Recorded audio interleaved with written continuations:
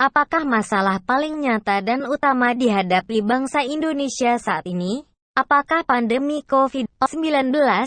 Bukan. Jelas bukan itu. Masalah kita yang paling utama adalah terusnya bermunculan peraturan dan kebijakan yang tidak mencerminkan kedaulatan rakyat, tidak dibuat dengan hikmat kebijaksanaan, sehingga bisa melumpuhkan kehidupan sosial, ekonomi, budaya, dan merampas kemerdekaan rakyat. Pemaksaan penggunaan masker di luar rumah termasuk di kawasan yang udaranya sejuk dan tak banyak polusi adalah kejahatan kemanusiaan. Itu membuat manusia tak bisa bernafas bebas, mengurangi kadar oksigen yang masuk ke tubuh, membuat manusia malah menghirup residu CO2 yang ada di masker.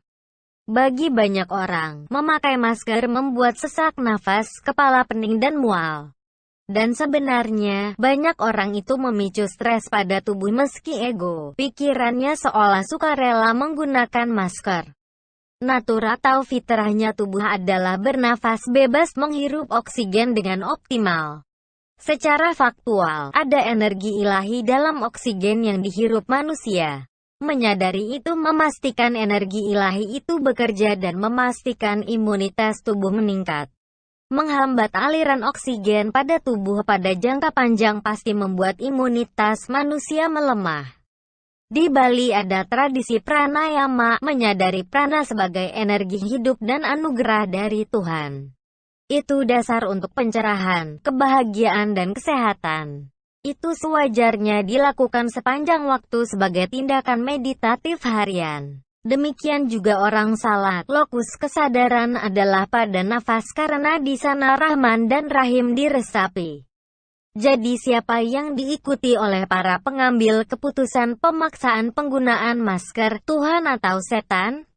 Siapkah Anda dengan penghakiman semesta yang segera terjadi?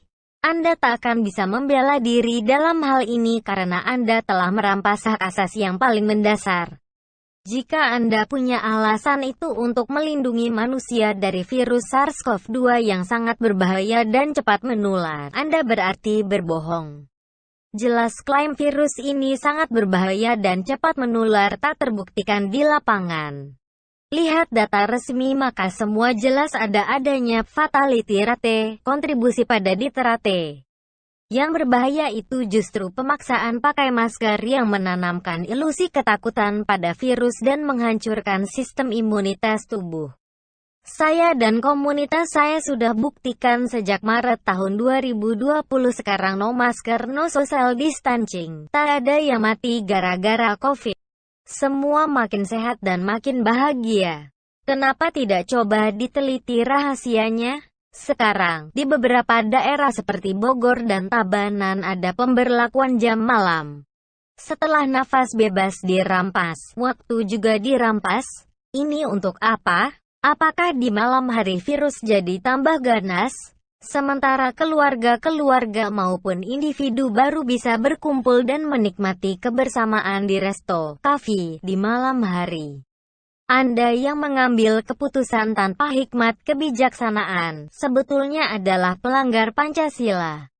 Anda berarti telah berkhianat pada prinsip dasar dan hukum tertinggi dalam pelaksanaan tugas sebagai aparat negara. Bagaimana Anda bisa mempertanggungjawabkan kekeliruan fatal ini? Terlebih jika kemudian Anda memanfaatkan isu pandemi untuk memperkaya diri dengan merampok anggaran dan menciptakan bisnis yang aji mumpung.